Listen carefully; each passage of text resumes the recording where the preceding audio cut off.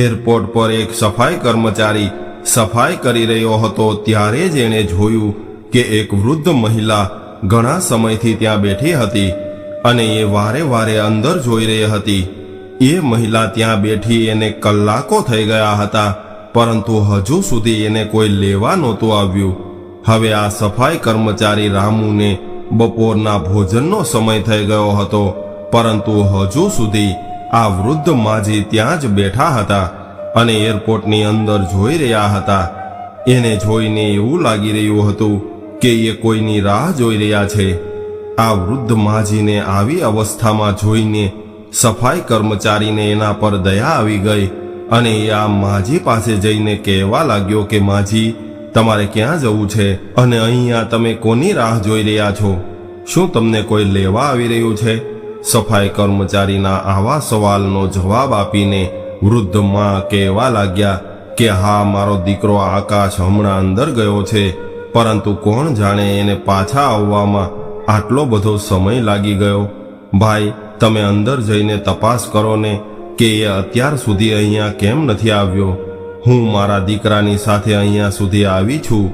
મારો દીકરો મને એની સાથે મુંબઈ લઈ જઈ રહ્યો છે.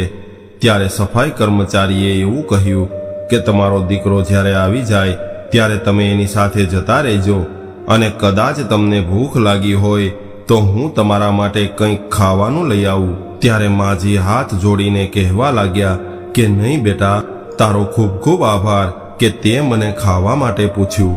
દીકરા, તું પરેશાન ન થતો. મારો દીકરો હમણાં જ આવતો હશે અને કદાચ હું એને અહીંયા નહીં મળું તો એ પરેશાન થઈ જશે. એટલા માટે હું અહીંયાથી ક્યાંય દૂર નહીં જાઉં. કર્મચારી રામુ હવે સમજી ગયો હતો કે આ વૃદ્ધ માજીનો દીકરો હવે પાછો નથી આવવાનો. એટલે એ કહેવા લાગ્યો કે માજી, ખોટું ન લગાડતા, પરંતુ અહીંયા રોજ મને કોઈને કોઈ એવું મળી જાય છે જેનો દીકરો અથવા વહુ માતા પિતાને અહીંયા જ છોડીને ભાગી જાય છે. આવું સાંભળીને માજી થોડા નારાજ થયા અને કહેવા લાગ્યા કે નહીં દીકરા, તું આવું કેવી રીતે બોલી શકે છે? શું તું મારા દીકરાને ઓળખે છે? તો પછી તું આવું કેવી રીતે કહી શકે છે કે મારો દીકરો મને અહીંયા છોડીને ભાગી ગયો હશે? કદાચ તું મારી મદદ કરવા માંગતો હોય તો અંદર જઈને તપાસ કરી લે, એ અંદર ક્યાંક કામમાં અટવાયો હશે. ત્યારે રામુ એરપોર્ટની અંદર જઈને તપાસ કરીને બહાર આવ્યો. બહાર આવીને માજીને કહેવા લાગ્યો કે જોયું માજી, મેં તમને પહેલા જ કહ્યું હતું કે તમારો દીકરો અંદર નહીં હોય. આવું સાંભળીને માજી થોડા પરેશાન થવા લાગ્યા, પરંતુ માજી હજુ પણ હિંમત હાર્યા નહોતા. એટલે ખુદને સંભાળીને કહેવા લાગ્યા કે કંઈ વાંધો નહીં દીકરા, કદાચ એવું બની શકે છે કે કોઈ કામ આવી ગયો હશે એટલે થોડું મોડું થઈ ગયું હશે. હવે થોડી વારમાં એ આવી જશે. માજીનો આવો જવાબ સાંભળીને રામુ પણ પોતાના કામમાં લાગી ગયો હતો અને હવે ધીરે ધીરે સાંજ થવા આવી હતી અને રામુ પણ પોતાના ઘરે જવા માટે તૈયાર થઈ ગયો હતો. બહાર અંધારું થઈ ગયું હતું અને શિયાળાનો સમય હતો, એટલે થોડી થોડી ઠંડી લાગવા લાગી હતી. આવા સમયે બિચારી વૃદ્ધ માજી પોતાની સાડીના પલ્લુથી ખુદને ઢાંકવાની કોશિશ કરી રહી હતી અને ઠંડીથી ધ્રુજી રહી હતી. રામુ એક ભલો માણસ હતો, એટલે એ ફરીથી માજી પાસે ગયો અને કહેવા લાગ્યો કે માજી, શું તમને તમારા એડ્રેસની ખબર છે? એટલે આ માજી કહેવા લાગ્યા કે હા બેટા, મારું નામ મધુબેન છે અને હું મારા દીકરા સાથે અહીં આવી છું. જો કે થોડા સમય પહેલા જ મારો દીકરો મને ગામડેથી શહેરમાં એની સાથે લાવ્યો હતો અને હવે એક મોટા શહેરમાં એની બદલી થઈ છે, એટલે એ તો મને એની સાથે મોટા શહેરમાં લઈ જતો હતો અને મને અહીંયા બેસાડીને અંદર ગયો હતો. હું તો અહીંયા બેસીને સવારની એની રાહ જોઉં છું, પરંતુ હજુ સુધી એ પાછો નથી આવ્યો. ત્યારે રામુએ એવું કહ્યું કે માજી, તમારો દીકરો હવે પાછો નહીં આવે, કારણ કે એ તમને છોડીને જતો રહ્યો છે અને કદાચ તમે ચાહો તો મારી સાથે મારા ઘરે આવી શકો છો. મારા પરિવારમાં મારી પત્ની અને મારા 2 બાળકો છે. મારા ઘરે રાત્રે રોકાયા બાદ સવારે પાછા તમે અહીંયા આવી શકો છો. ત્યારે મધુબેને કહ્યું કે નહીં દીકરા, કદાચ હું અહીંયાથી જતી રહીશ અને ત્યારબાદ મારો દીકરો આકાશ અહીં આવશે તો એ મને ક્યાં શોધશે? અને કદાચ હું એને નહીં મળું તો એ કેટલો પરેશાન થઈ જશે, એટલે તું તારા ઘરે જા, હું અહીંયા જ ઠીક છું.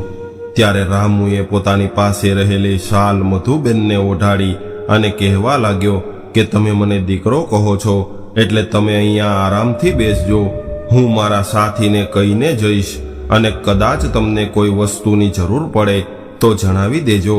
અને હા, તમે આ શાલ ઓઢી લેજો, કેમ કે રાત્રિના સમયે ખૂબ ઠંડી પડે છે, અને તમને ઠંડી લાગી જશે તો બીમાર પડી જશો.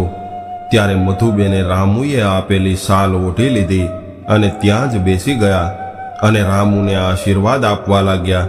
હવે રામુને પણ ઘણું મોડું થઈ ગયું હતું, એટલે એ પોતાના ઘરે જવા માટે નીકળી ગયો. અને ઘરે જઈને એણે એની પત્નીને આજની ઘટના વિશે વાત કરી. આ બાજુ મધુબેન ભૂખ્યા તરસ્યા બેઠા હતા અને પોતાના દીકરાની રાહ જોઈ રહ્યા હતા. ઠંડીથી ધ્રુજતા ધ્રુજતા મધુબેને રાત વિતાવી હતી. હવે એ ખૂબ ચિંતિત હતા, કેમ કે મધુબેન ત્યાં પોતાના દીકરા સિવાય બીજા કોઈને ઓળખતા નહોતા. અને એક રામુ હતો જેણે સામે ચાલીને મદદ કરવાની કોશિશ કરી હતી, પરંતુ હવે તો એ પણ ઘરે જતો રહ્યો હતો. બીજા દિવસે સવાર થઈ ત્યારે રામુ પાછો પોતાના કામ પર આવી ગયો અને એણે જોયું કે મધુબેન તો હજુ પણ ત્યાં જ બેઠા હતા. એટલે રામુએ આવતા વેત સૌથી પહેલા મધુબેન સાથે વાત કરી અને પૂછ્યું કે માજી, શું હજુ સુધી તમારો દીકરો પાછો નથી આવ્યો? એટલે મધુબેન કહેવા લાગ્યા કે બેટા, કોણ જાણે મારો દીકરો ક્યાં જતો રહ્યો છે. આટલું કહેતા જ મધુબેનની આંખોમાંથી આંસુ આવી ગયા. ત્યારે રામુએ એને પાણી પીવડાવીને શાંત કર્યા અને કહેવા લાગ્યો કે માજી, મને તો કાલે જ શંકા ગઈ હતી, એટલે જ મેં તમને કહ્યું હતું કે તમારો દીકરો તમને છોડીને ભાગી ગયો છે, એટલે એ હવે તમને લેવા નહીં આવે. આટલું સાંભળતા જ મધુબેન જોર જોરથી રડવા લાગ્યા અને એની હાલત જોઈને રામુને એના પર ખૂબ દયા આવી રહી હતી. ત્યારે તો રામુએ કંઈ ન કહ્યું અને વિચારવા લાગ્યો કે હવે કદાચ આ માજી એના કોઈ સગા સંબંધીના ઘરે અથવા તો પોતાના ઘરે પાછી જતી રહેશે. આવું વિચારીને રામુ પોતાના કામ પર જતો રહ્યો અને મધુબેન ત્યાં ને ત્યાં બેઠા બેઠા રડવા લાગ્યા. રડતા રડતા અચાનક જ બેન્ચ પરથી નીચે પડી ગયા. ત્યારે ત્યાં લોકોની ભીડ જામી ગઈ અને ઘણા બધા લોકો મધુબેન પાસે આવી ગયા. આટલી બધી ભીડ જોઈને રામુ પણ ત્યાં પહોંચી ગયો. રામુએ ત્યાં જઈને જોયું તો મધુબેન નીચે જમીન પર પડી ગયા હતા અને એ થોડા ગભરાઈ ગયા હતા. આ જોઈને રામુએ તરત જ એને ઊભા કર્યા અને ફરીથી બેન્ચ પર સુવડાવી દીધા. એટલી વારમાં તો એરપોર્ટના અન્ય કર્મચારીઓ ડોક્ટરને લઈને ત્યાં આવી ગયા.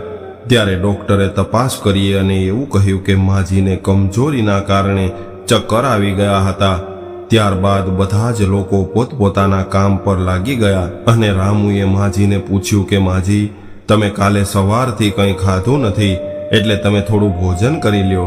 ત્યારે માજી કહેવા લાગ્યા કે બેટા, હું તો મારા દીકરાના ભરોસે અહીંયા બેઠી હતી. મને ક્યાં ખબર હતી કે મારો દીકરો મારી સાથે આવું કરશે. મારી પાસે તો પૈસા પણ નથી, એટલે હવે હું ક્યાં જઈશ અને શું ખાઈશ?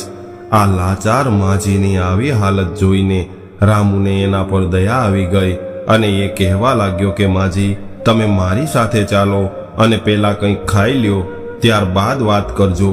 હવે રામુ માજીને લઈને કેન્ટીનમાં ગયો અને એના માટે ભોજન મંગાવ્યું.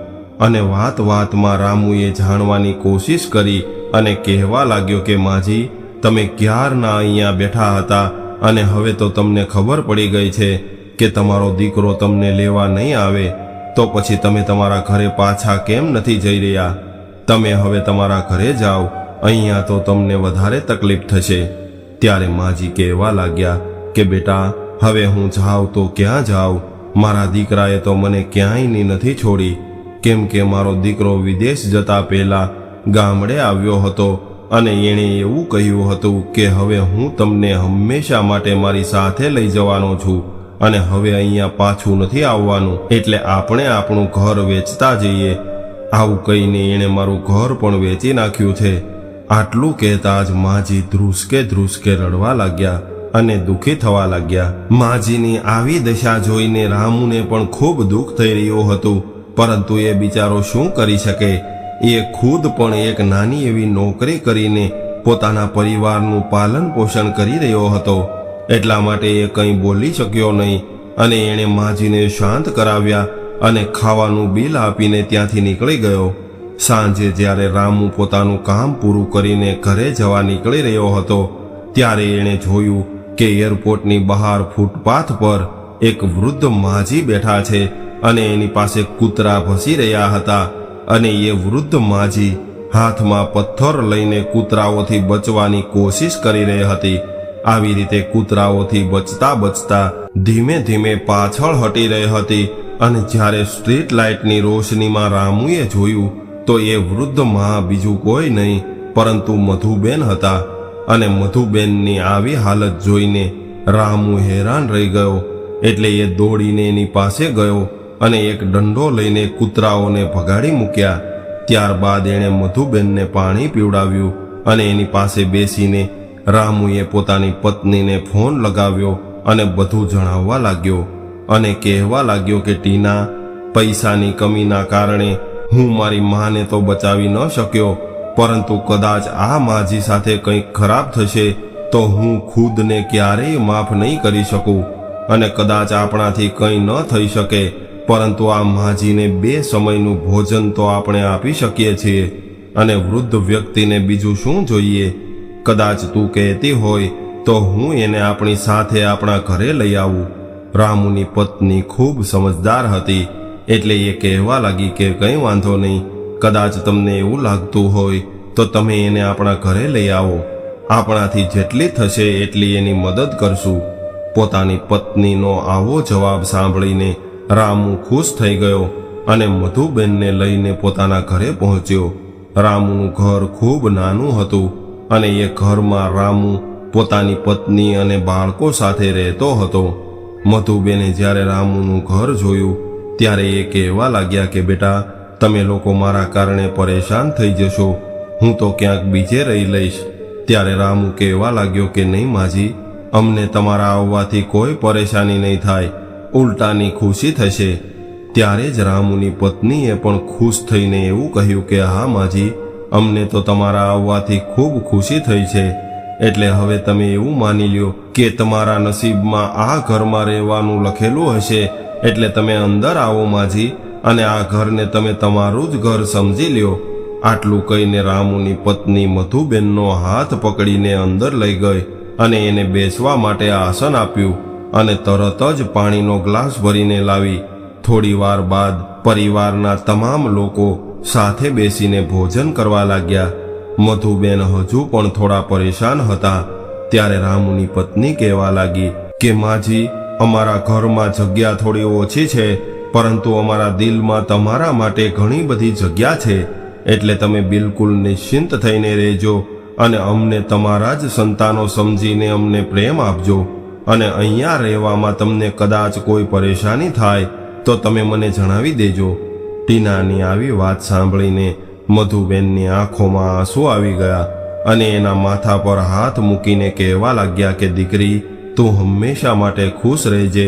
મને મારી વૃદ્ધા અવસ્થામાં મારા પોતાના દીકરાએ ઠુકરાવી દીધી છે, પરંતુ અહીંયા તમે બંને જણાએ મારા આવા મુશ્કેલ સમયમાં મારો સાથ આપ્યો છે.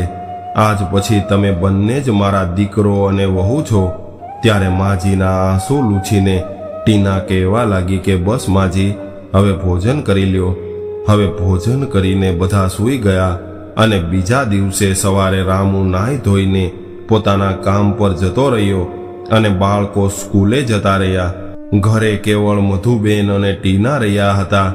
એ બંને આખો દિવસ ઘરમાં વાતો કરતા રહ્યા.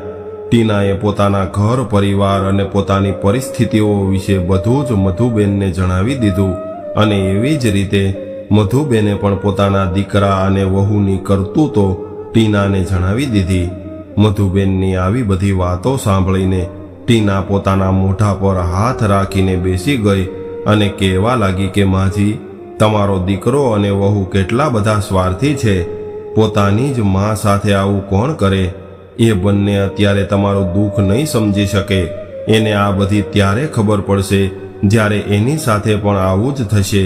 ત્યારે મધુબેન ટીનાને કહેવા લાગ્યા કે બેટા, તારા ઘરમાં કદાચ ગમે એટલી ઓછી જગ્યા હોય, પરંતુ તારું દિલ અને તારી નિયત ખૂબ સારી છે.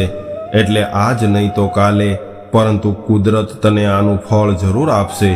હવે સાંજે રામુ ઘરે આવ્યો અને બધાએ સાથે બેસીને ભોજન કર્યું અને ગપ્પા મારવા લાગ્યા. ધીરે ધીરે મધુબેન પણ પરિવારમાં ભળી ગયા હતા અને આવી રીતે સમય વીતવા લાગ્યો. ટીના હવે ઘણા બધા કામોમાં નિશ્ચિંત થઈ ગઈ હતી, જેમ કે એના બાળકોની દેખભાળ કરવાની અને બજારમાંથી શાકભાજી લાવવાનું. એવી જ રીતે અનેક નાની મોટી જવાબદારીઓમાંથી ટીના હવે મુક્ત થઈ ગઈ હતી. અને એ સૌથી વધારે ખુશ તો એ વાતથી હતી કે એ હંમેશા એવું કહેતી કે આપણા ઘરમાં કોઈ વડીલની કમી હોય એવું લાગે છે, અને એ કમી પણ મધુબેનના આવવાથી પૂરી થઈ ગઈ હતી. જેવી રીતે કોઈ પણ વૃક્ષના મૂળિયા એ વૃક્ષનું વજૂદ હોય છે, એવી જ રીતે ઘર પરિવારમાં વૃદ્ધ વડીલો જ પરિવારના મૂળિયા સમાન હોય છે. અને રામુના પરિવાર રૂપી વૃક્ષને મધુબેનના આવવાથી એક મજબૂત મૂળ મળી ગયું હતું, અને એના લીધે આજે રામુનો પરિવાર ખૂબ સુખી હતો. મધુબેને એકવાર રામુને એવું કહ્યું કે બેટા, હું પણ થોડું ઘણું કામ કરીને તને મદદ કરાવવા માંગુ છું. ત્યારે રામુએ ચોખ્ખી ના પાડી દીધી અને એવું કહેવા લાગ્યો કે માં, હજુ મારા એટલા બધા ખરાબ દિવસો નથી આવ્યા કે હું તમારી પાસે કામ કરાવું. એટલે તમે હવે આરામથી રહેજો. તમારે કોઈ પણ પ્રકારનું કામ કરવાની કોઈ જરૂર નથી. તમે મારા બાળકોનું ધ્યાન રાખો છો, એને એક દાદીમાનો પ્રેમ આપો છો, એટલું જ અમારા માટે ઘણું છે. અને અત્યારે તો બધું જ બરાબર ચાલી રહ્યું છે, એટલે તમે પરેશાન ન થતા. આવું બધું સાંભળીને મધુબેન રામુને કંઈ કહી શક્યા નહીં અને ચૂપચાપ માથું હલાવીને બેસી ગયા. આ બધું જોઈને ટીના હસવા લાગી અને મધુબેનને કહેવા લાગી કે મેં તો તમને પહેલાં જ કહ્યું હતું, પરંતુ તમે તો મારી વાત સાંભળી જ નહીં. પરંતુ હવે તો તમારા દીકરાએ પણ કહ્યું છે, એટલે એની વાત તો તમારે માનવી પડશે અને શાંતિથી બેસવું પડશે. આટલું કહીને ટીના જોર જોરથી હસવા લાગી અને મધુબેનની પાસે આવીને કહેવા લાગી કે માજી, તમે ખોટે ખોટા પરેશાન થઈ રહ્યા છો, એટલે પરેશાન ન થાવ અને આરામથી રહો. ઘરના બધા જ કામ હું કરી લઈશ. આટલું કહીને ટીના રસોડામાં ગઈ અને સ્વાદિષ્ટ નાસ્તો બનાવીને બહાર લાવી. નાસ્તો કરીને રામુ અને બાળકો સ્કૂલે ગયા અને ટીના ઘરના કામમાં લાગી ગઈ. ત્યારે જ મધુબેને કહ્યું કે ટીના, હું શાકભાજી લેતી આવું, મને ઠેલો આપ. ત્યારબાદ મધુબેન ઠેલો લઈને શાકભાજી ખરીદવા માટે નીકળી ગયા. અને જ્યારે એ શાકભાજી ખરીદીને પાછા આવી રહ્યા હતા, ત્યારે હાથમાં નાનું એવું માઇક લઈને એક વ્યક્તિ લોટરીની ટિકિટ વેચી રહ્યો હતો. અને એ ટિકિટની કિંમત 1 રૂપિયો હતી અને લોટરીની કિંમત 10 કરોડ રૂપિયા હતી. ત્યારે કોણ જાણે મધુબેનના મનમાં શું આવ્યું કે એમણે 1 રૂપિયાની એક ટિકિટ ખરીદી અને એ ઘરે આવી ગયા.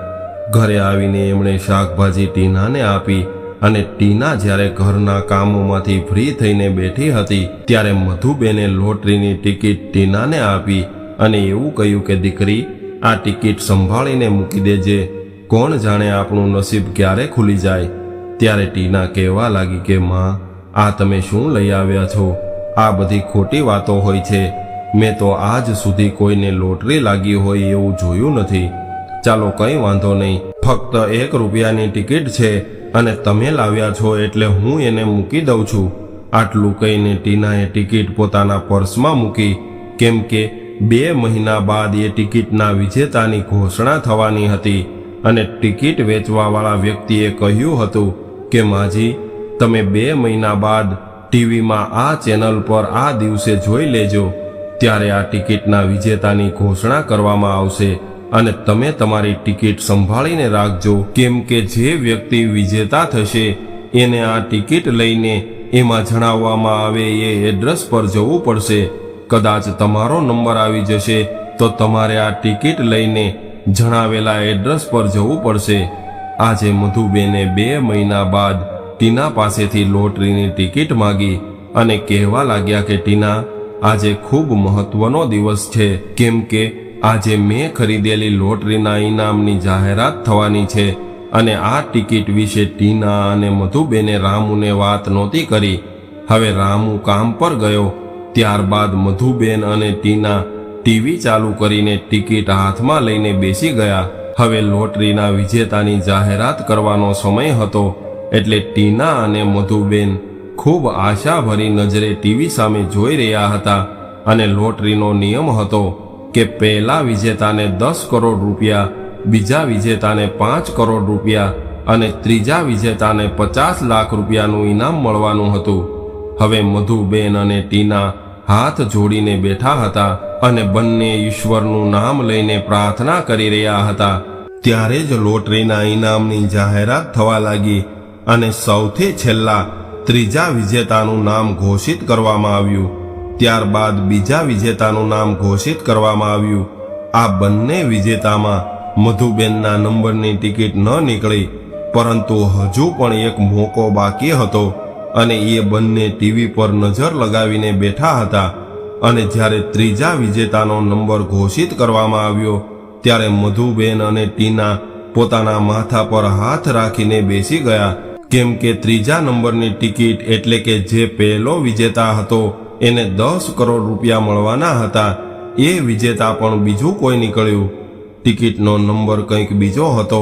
મધુબેન પાસે જે ટિકિટ હતી એના નંબર એનાથી અલગ હતા. ત્યારે જ ટીના અને મધુબેન ગુસ્સો કરીને ટિકિટ ફાડીને ટીવી સામેથી ઊભા થવા લાગ્યા. ત્યારે અચાનકથી ઘોષણા કરવાવાળા વ્યક્તિએ માફી માંગી અને કહેવા લાગ્યા કે અમને માફ કરજો, પરંતુ અમારાથી નાની એવી ભૂલ થઈ છે, કેમ કે આ વિજેતાની ટિકિટના નંબર વાંચવામાં અમારાથી ભૂલ થઈ છે. આવું કહીને એન્કરે પ્રથમ વિજેતાની ટિકિટનો નંબર ઘોષિત કર્યો. અને જ્યારે ટીના અને મધુબેને જોયું તો એની આંખો ફાટી રહી ગઈ, કેમ કે મધુબેન જે ટિકિટ લઈને આવ્યા હતા એ જ નંબર પ્રથમ વિજેતાનો આવ્યો હતો.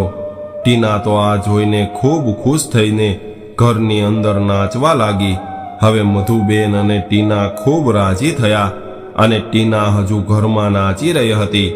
ત્યારે જ રામુ ઘરે આવી ગયો, કેમ કે રામુ આજે એની કોઈ વસ્તુ ઘરે ભૂલી ગયો હતો, એ લેવા આવ્યો હતો.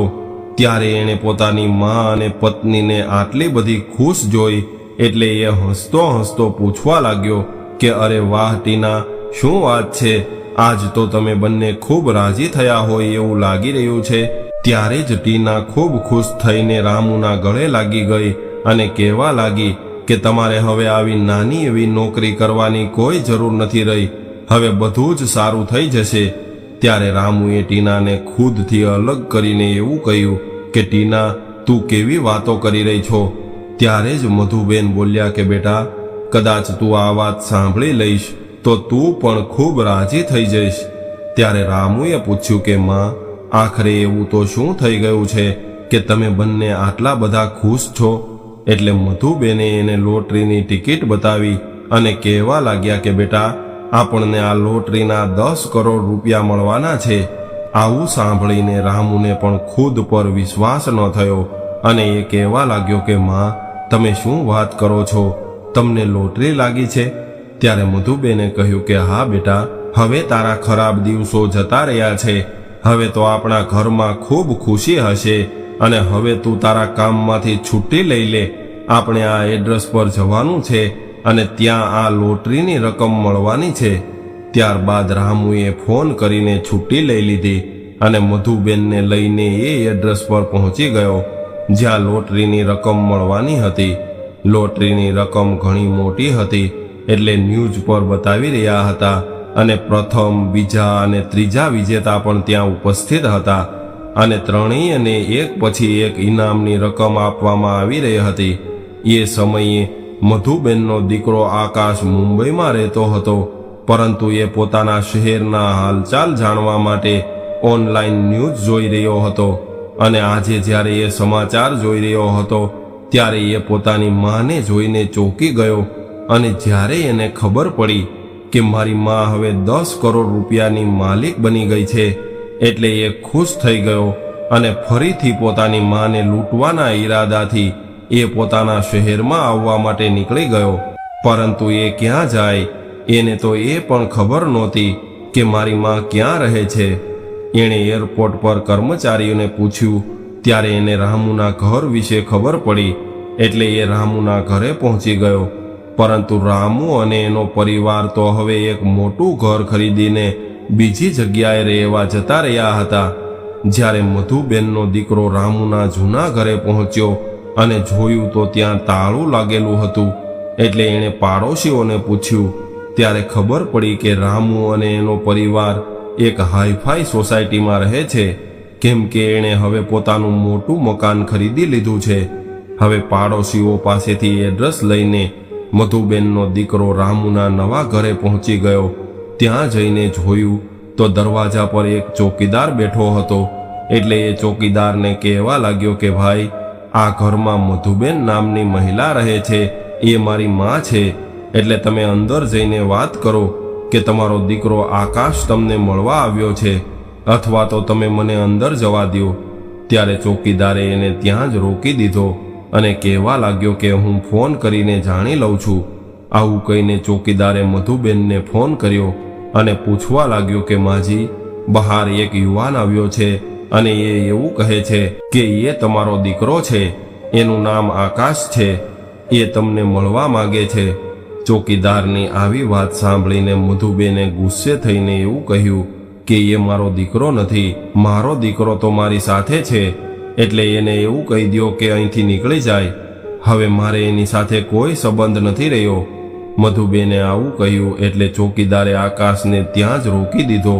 એટલે આકાશ મનમાં ને મનમાં વિચારવા લાગ્યો કે કેવી રીતે હું મારી માં સાથે મુલાકાત કરી શકું છું અને કેવી રીતે હું મારી માને મનાવી શકું છું, કેમ કે અત્યાર સુધીમાં એ એટલું તો સમજી ગયો હતો કે મારી માં મારાથી ખૂબ નારાજ છે અને એને મનાવવા માટે મારે કંઈક કરવું પડશે.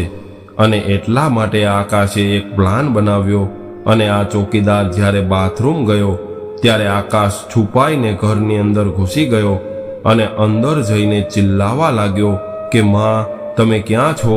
બહાર આવીને જુઓ તો ખરા, તમારો દીકરો તમને મળવા આવ્યો છે. હું તો તમને મળ્યો નથી, એને કેટલા દિવસો થઈ ગયા છે. હું તમને મળવા માટે કેટલો તરસી રહ્યો હતો. ત્યારે જ મધુબેન બહાર આવ્યા અને એને જોઈને આકાશ આગળ વધ્યો અને મધુબેનના ગળે લાગવા ગયો. ત્યારે મધુબેને એને ધક્કો મારીને ખુદથી દૂર કરી દીધો અને બૂમ પાડીને રામુને બોલાવ્યો. માનો અવાજ સાંભળીને રામુ પોતાના રૂમમાંથી દોડતો દોડતો મધુબેન પાસે આવ્યો અને કહેવા લાગ્યો કે શું થયું માં, તમે કેમ ચિલ્લાઈ રહ્યા છો?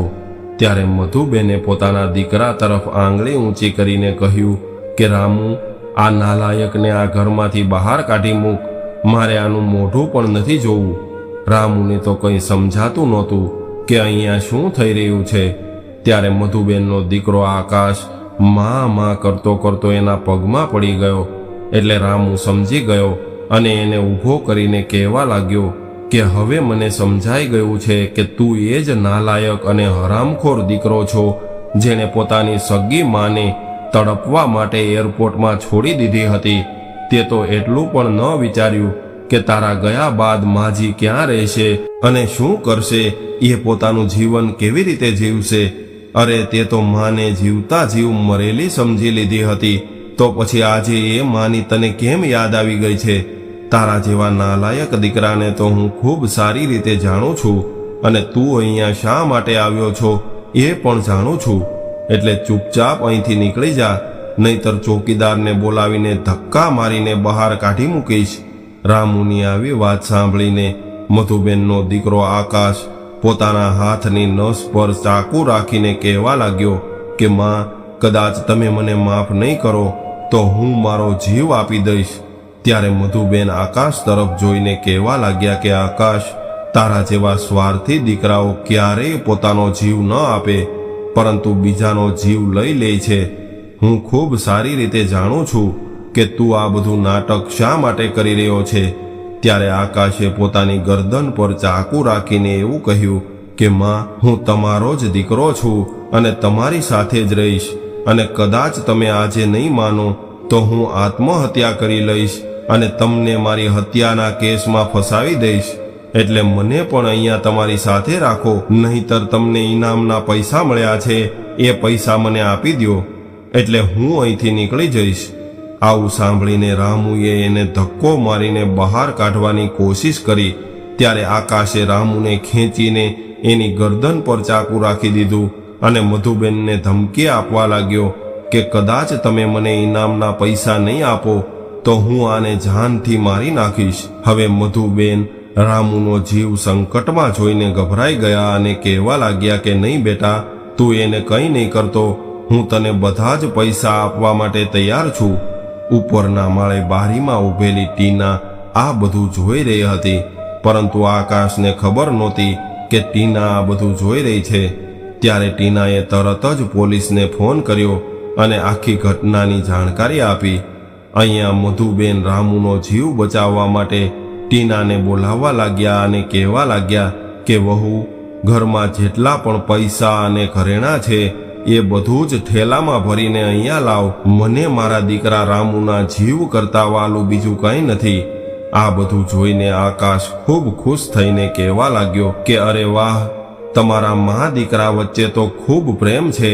મને તો એ જોઈને નવાઈ લાગે છે કે તમે તમારા સગા દીકરાથી આટલી બધી નફરત કરો છો અને આ એક પરાયા વ્યક્તિને તમે દીકરો કહીને એના પર આટલો બધો પ્રેમ લૂંટાવો છો. ત્યારે મધુબેન બોલ્યા કે આ બધું તારા કર્મોના કારણે થયું છે. એવું જરૂરી નથી કે પોતાનું લોહી છે એટલે એ સગા છે અથવા તો એ મારું ધ્યાન રાખશે. તું તો મારો સગો દીકરો હતો, છતાં પણ મને મરવા માટે છોડી મૂકી, અને એ સમયે મારો આ જ દીકરો રામુ હતો જેણે મારો સાથ આપ્યો હતો. તો પછી આજે હું એને મરવા માટે કેવી રીતે છોડી શકું છું? આકાશ અને મધુબેન આવી બધી વાતોમાં લાગેલા હતા અને આ બાજુ ટીનાએ પોલીસને ફોન કરી દીધો હતો. એટલે તરત જ પોલીસ પણ ત્યાં પહોંચી ગઈ અને પોલીસ જવાનો ખૂબ સંભાળીને આકાશને ખબર ન પડે એવી રીતે ઘરની અંદર ઘૂસી ગયા. અને આકાશને તો ખબર જ ન પડી કે ક્યારે એના માથા પર પોલીસની ગન રાખવામાં આવી. ત્યારે જ એક પોલીસ કર્મચારીએ આકાશના હાથમાંથી ચાકુ છીનવી લીધું અને આકાશને પકડીને લઈ ગયા અને જેલમાં નાખી દીધો. સબૂતનો કોઈ અભાવ નહોતો, કેમ કે પોલીસ જવાનોએ એને રંગે હાથે પકડ્યો હતો. આકાશ રામુનો જીવ લેવાની કોશિશ કરી રહ્યો હતો. એના કારણે આકાશને આજીવન કેદની સજા થઈ અને મધુબેન પોતાના દીકરા રામુ અને વહુ ટીના સાથે ખૂબ ખુશીથી રહેવા લાગ્યા. મધુબેન હવે પોતાનું જીવન ખૂબ ખુશીથી વ્યતીત કરી રહ્યા હતા.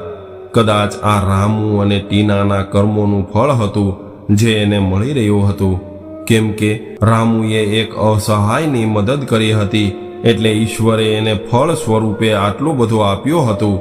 મિત્રો, એવું જરૂરી નથી કે આપણું પોતાનું લોહી હોય તો કેવળ એ જ આપણી સેવા કરી શકે છે અથવા તો આપણું ધ્યાન રાખી શકે છે. ઘણી વખત બહારના લોકો અને બહારના સંબંધો પણ એટલા બધા ખાસ બની જાય છે જેટલા આપણા પોતાના સંબંધો નથી બની શકતા.